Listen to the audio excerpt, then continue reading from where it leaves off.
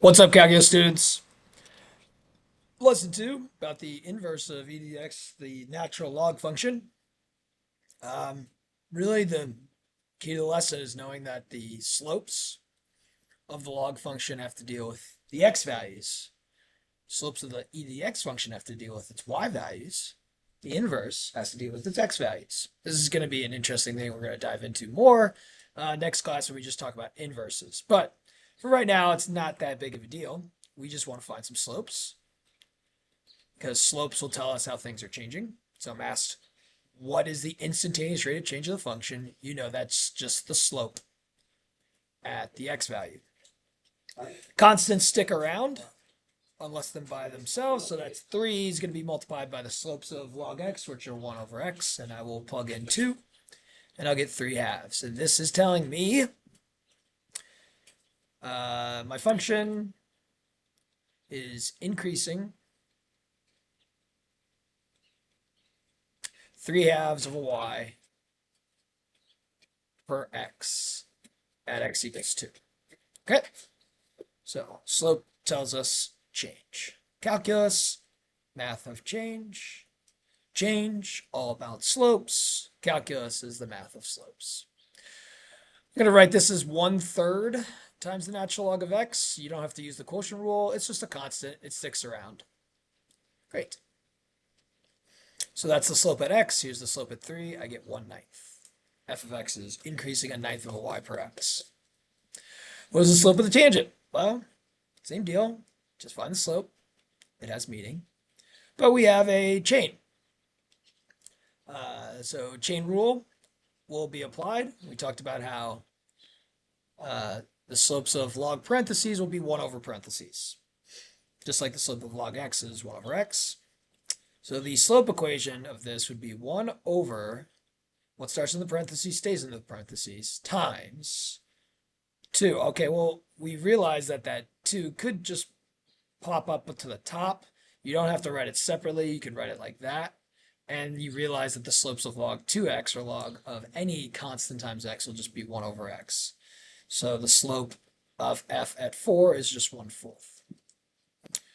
But there's other rules that will show up besides the chain rule. We have a product rule, we'll have a quotient rule, we'll have a chain rule where it's not going to simplify, so we're ready for everything.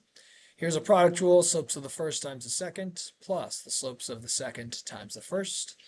And we could simplify this, be okay with 1 over x times x being 1. Then, one thing we talked about is how you're expected to know the natural log of e to any power. The natural log of e to any power is the power. Logs and e to powers will undo each other. They are inverses of each other. That's why logarithms were created, to be able to find answers to like exponent questions. So we have 2 plus 1, which is 3. That is the slope. Is f increasing or decreasing at the given value? Well, to figure out whether something is increasing or decreasing, we should be looking at the slope being positive or negative. Now, since it's just at the value, let's just find the value. Let's not do a full analysis of the slopes, but this is a just like a very important understanding is if you know the slope, you know if things are increasing or decreasing. So I have a quotient. I got to use the quotient rule. Slopes of the tops times the bottom minus the slopes of the bottom times the top, all over the bottom squared. Again, I would want you to simplify this so that you got that. And now I'm plugging in e. I have 1 minus the natural log of e over e squared. Now, e squared is going to be a positive. Bad question. Because I get 0. So the answer is neither increasing nor decreasing. H is constant at x equals e. That's a critical point. If I said like e squared, though, let's say e squared, we talk about how plugging in values of e's, we'd have -1 over e to the 4th, and we'd say that h is decreasing. But I didn't tell you to plug in e squared, so I don't want you to get all freaked out if you're just using this as an answer key.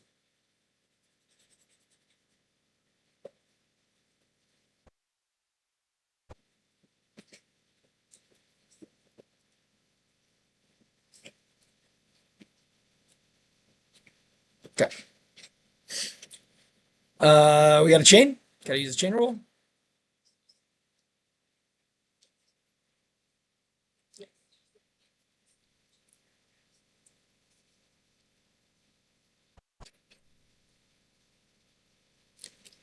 Make sure that my computer is firing on all cylinders. Nope. Okay. The outside is the natural log function. The inside is this x to the fourth plus 1. The slopes of the outside is 1 over. The slopes of the inside are 4x cubed. Now, since you're multiplying these together, you're multiplying a fraction by 4x cubed, which could be 4x cubed over 1. You could write it immediately as 4x cubed over x to the fourth plus 1. Addition is simplification's enemy. Do not try to simplify over addition or subtraction. You can't just cancel 3 of these x's. If it was only multiplication, if things were like times, then we can consider it. But I don't want to. So I'm going to find r prime, r prime of 2. And I get 2, 4, 8 times 4 is 32 over 2, 4, 8, 16, 32 seventeenths. So I'd say r is increasing 32 seventeenths of a y per x, because that's a positive number. Cool, couple more. Are we increasing or decreasing? Just finding the subs. I got an O and an I again. Lots of O's and I's with log functions. I feel like I could have practiced product rule and the quotient rule a little bit more often. This is off. I'm not paying attention. All right, so we have -1 over 1 minus x. And if I plug in -1, I'll get -1 over 1 minus -1, which is positive 2, which is a negative value. So we would say f is decreasing a half of a y per x at x equals 1, -1. Cool, because the slope's negative. Here's another O and I.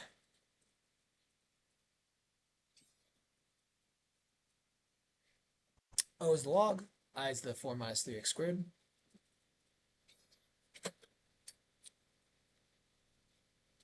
Slopes of O, slopes of I.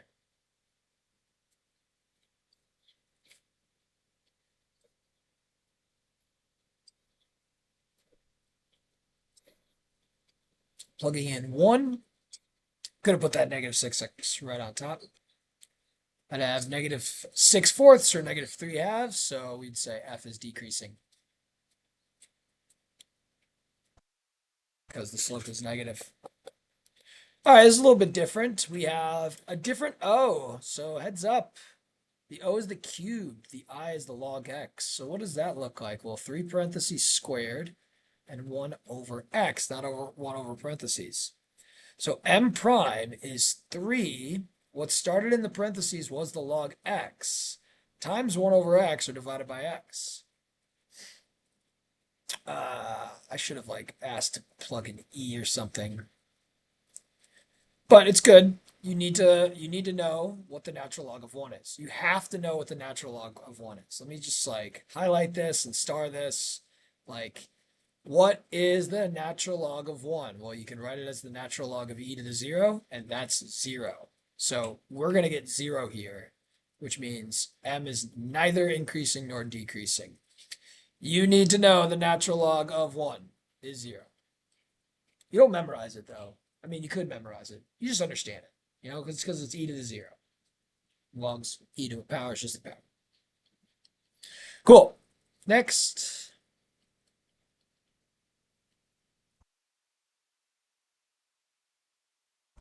We got q prime, which is 1 over parentheses times negative sine x. What started inside the parentheses? The cosine. We end up actually with the negative tangent function. If you wanted to, you could do just negative sine x over cos x. And yeah, we have tangent, so it's a very fascinating thing. We'll eventually get to antiderivatives and we'll try to go backwards. We'll find that the antiderivative of tangent is not easy. It's actually using a natural log. I'm going to plug in pi over 3. Sine of pi over 3 is root 3 over 2.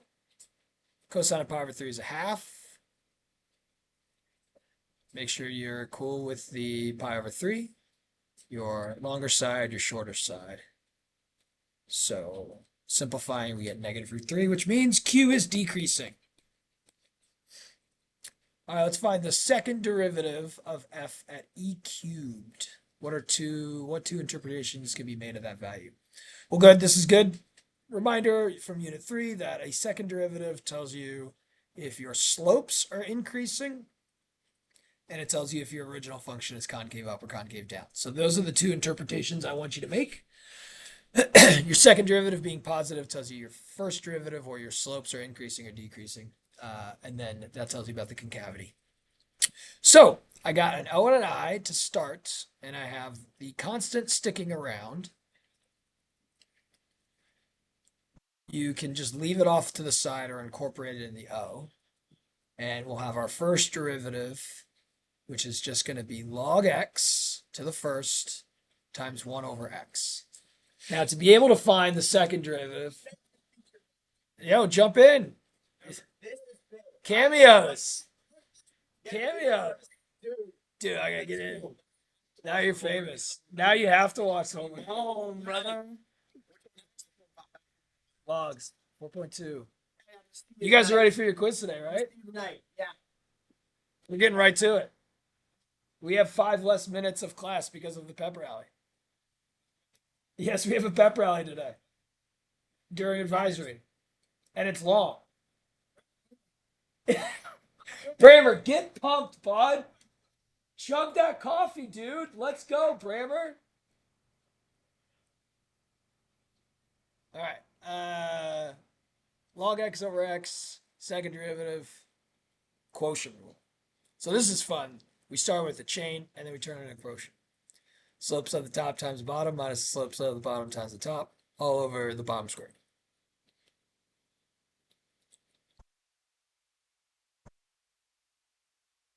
And that's the second derivative. We're going to be analyzing that function. I'm going to find f double prime of e cubed.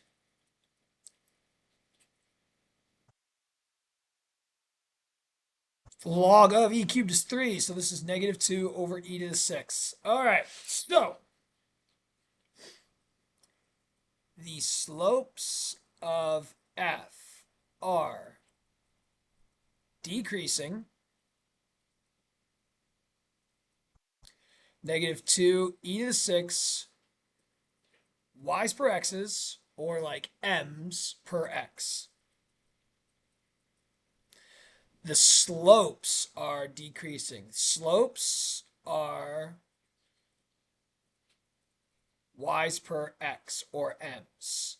That means if you have y's, you see how they're changing, you get y's per x. You see how the y's per x are changing, you have y's per x, or y's per x squared. Cool? So you can say y's per x squared if you wanted to. When we get into the second semester, we'll typically use the y's per x squared. But what is the other interpretation? Since the second derivative is negative, the original function is concave down, we'd say f is concave down at x equals e cubed. Cool? All right, so like, not forgetting, second derivatives tell us 2 things. All right, I'm already given the first derivative. I'm looking for a third derivative, so we got O and I for both of these.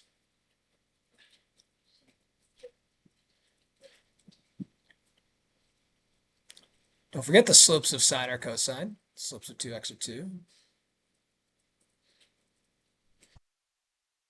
So my second derivative, because I already have my first derivative, will be 2 cos 2x. I feel like this video is going to be longer than most of them. Minus 1 over 3x times 3. Maybe I'll just speed up a little.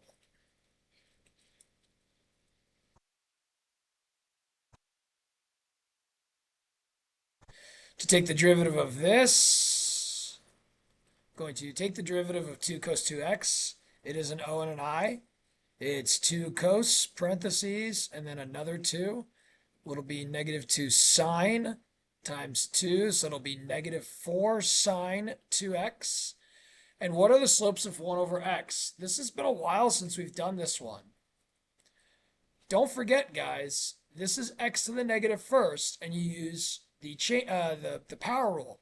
You bring down the negative 1, you subtract 1. Could you use the quotient rule to get this? Yes, you could use the quotient rule. Just the slopes of 1 are 0. So, I don't know, that's a good little review right there.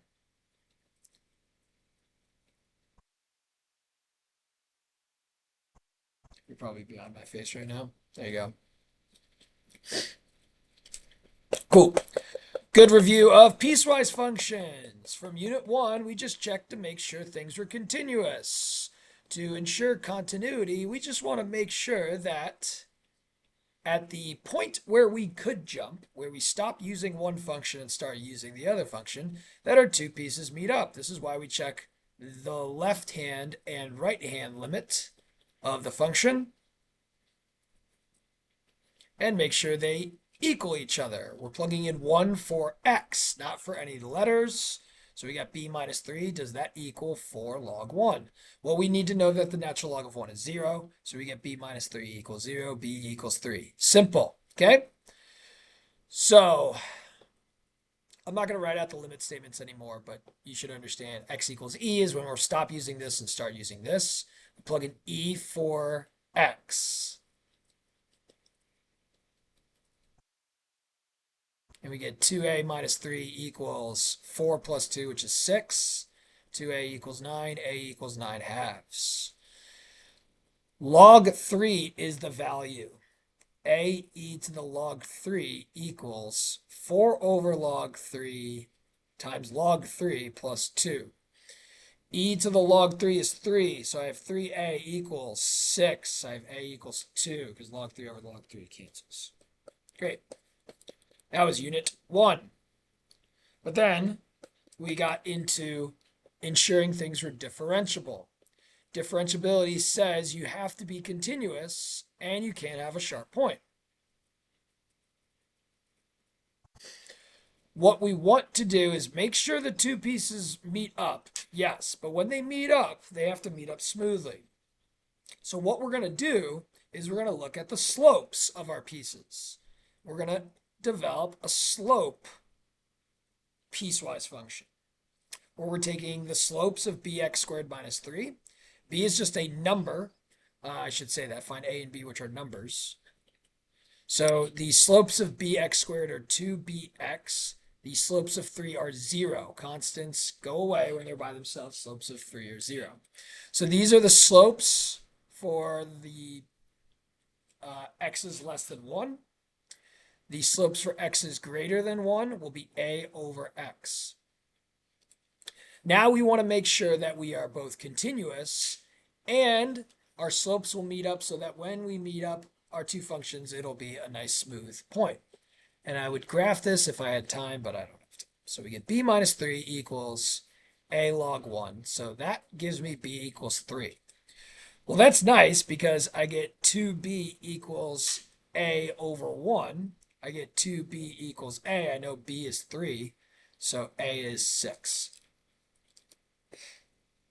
And again, I'm just making sure that my slopes to the left and right of 1 are equal to each other. All right, let's look at the slopes of this guy. Well, I have an e function, so a e to the 4x minus 4. I have 4x minus 4 here. So I have a e to the power is the slopes of the outside. This is a good little review question of e's derivative. And then times 4. So I'll have 4a e to the 4x minus 4. The 2 will go away for x is less than 1. Okay, b is going to stick around. I got an o and an I. I have log parentheses and 3x minus 2. 3x, 3x minus 2. So I'll have b over parentheses, and I'll have a 3. So I'll have 3b over 3x minus 2 for x is greater than or equal to 1. All right, let's check the continuity. I'll have a e to the 0 minus 2 equals b log 1. A minus 2 equals 0.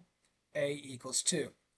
Now I'll check the no sharp point or the slopes. I'll have 4a times e to the 0 equals 3b over 1. Who came up with this question? I feel like I did at some point. And it works out nicely. So I get 4a equals 3b. I know a is 2, so that's 8 equals 3b. B equals 8/3. Good stuff. And then if I had time, I'd graph this and see it work out well. But we have to do some function analysis. This is unit 3. We don't do too much function analysis with logs because it gets very tricky very quickly.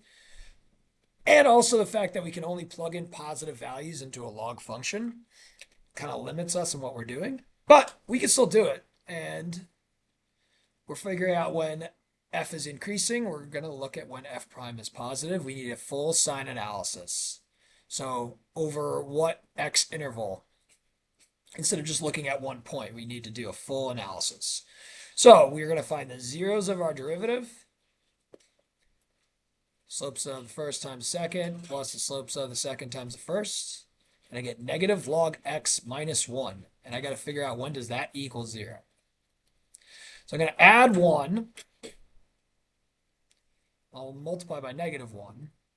And I get log x equals negative 1. Now we need to know how to solve these equations by using e to the power. And I get x equals e to the negative first. Great. This I will graph. So the one critical point I have is e to the negative first. Now I'm not allowed to plug in negative values, okay?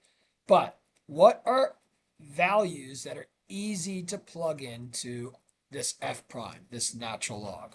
Well, we don't like to plug in numbers into natural logs because we don't know what the natural log of a lot of numbers are. We can estimate it.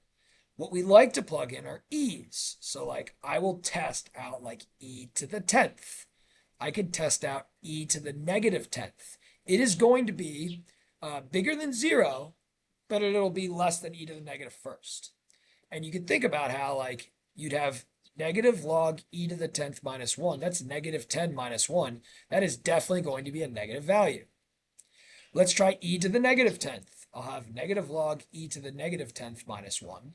Okay, that's going to be the opposite of negative 10 minus 1. That's going to be a positive. So we'd say x equals e to the negative first is the location of a max. I would say f is increasing from 0 to e to the negative first. And I'm going to graph this so I can see it.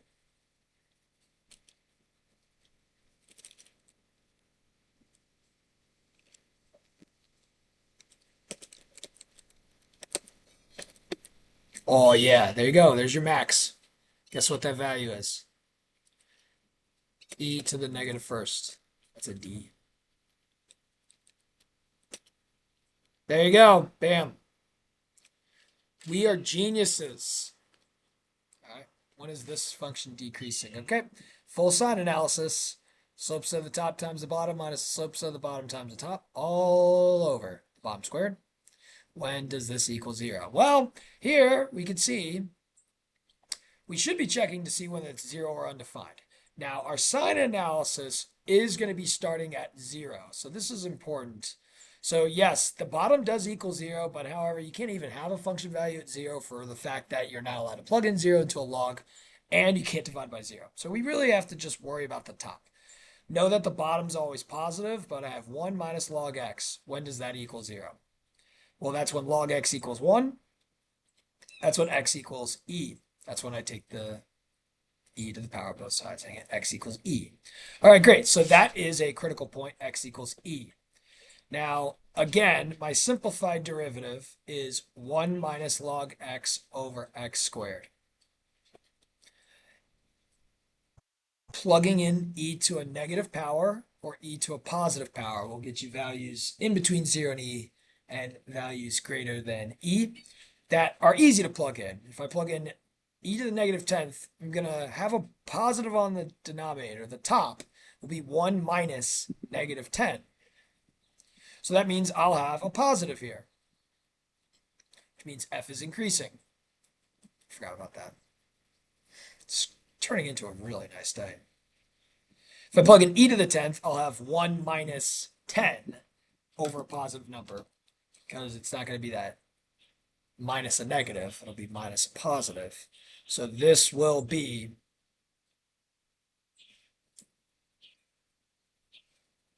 negative. So when is f decreasing? For values greater than e.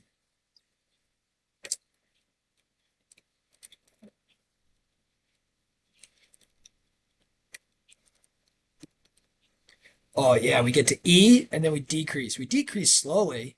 We are looking at a very slow rate of decreasing, but we're still decreasing nonetheless. That's a max right there. Cool. All right. When is this function increasing and concave down? We got to do our first derivative sign analysis. Ba-bam. We got to do a second derivative sign analysis. Ba-bam. We have to then look at our intervals on top of each other, find the right interval where we are both increasing and concave down at the same time. So I've taken the derivative of this before. You should practice it if you didn't. You get log x over x. I O and I it. I'm just going to double check. 1/2 parentheses squared, whose slopes are going to be just parentheses, because the 2 is going to come down and you got 1. And then log x's slopes are 1 over x. So I have a parentheses to the first power over x. It's that. I will set that equal to 0. Well, or see when it's undefined. We are talking about x is bigger than 0, so at least we have a starting point. And I will really figure out when log x equals 0. And I'll take e to the power of both sides, and I get our friend Mr. 1. Great. Might as well do some sign analysis here. Plug in e to a large negative power and e to a large positive power. E to the negative 10th is negative 10. E to the negative 10th is a positive number, so I'll have a negative over positive. E to the negative is a positive number. It's 1 over e to the 10th. Cool, and then I will plug in e to the 10th, and I'll get a positive here. So I'm increasing for x is bigger than 1. And I plugged it into my simplified derivative here. Now, we have to use the quotient rule for this one. Slopes of the top times the bottom minus the slopes of the bottom times the top, all over the bottom squared. And we've seen this, we've done this before, but now I solve this equation. This equal to 0. That's when log x will equal 1. That's going to be when x equals e. E is to the right of 1. E is like 2.7. So, looking at my simplified second derivative, plugging in values like e to the 10th, I'd have 1 minus 10 over some positive value. So that's going to be negative. If I plug in something like e to the negative 10th, I'll have 1 minus negative 10, which will be a positive. Great. When is f increasing and concave down? So that's going to be for x's greater than e. We're increasing concave up from 1 to e, but e to infinity, f is increasing, and f is concave. Yeah. Cool. All right, a couple table problems. We have this function f, this tangent line at -1. I can see f of -1 is -4. And I can see this is the tangent line, so I'm going up 9 over 1. So that means the slope of f at -1 is 9. Cool. Notational derivatives, just like follow your rules. Slopes of log are 1 over. Slopes of f are the slopes of f. So G's slopes will equal 1 over F times F prime. Or, I'm almost done. Now, just, or F prime over F. Plugging in -1, I get F prime of -1, which is 9. And I get F of -1, which is -4. And last one, we got outside of F, we got an inside of log X. Slopes of F are F slopes. Slopes of log X are 1 over X. So P's slopes will be F prime of log X times 1 over X. And I have to find P slopes at 1 over E. So I need to find log of 1 over E. What is the natural log of 1 over E? It's the same as the natural log of e to the -1st, which is the same as -1. This turns into f prime of -1 times e. That is such a good question that I came up with. The answer is 9e. Let's see if you can see it. 9e is the answer. Great question. All right. That's a little bit longer, but we'll be all right. See you out there. Peace.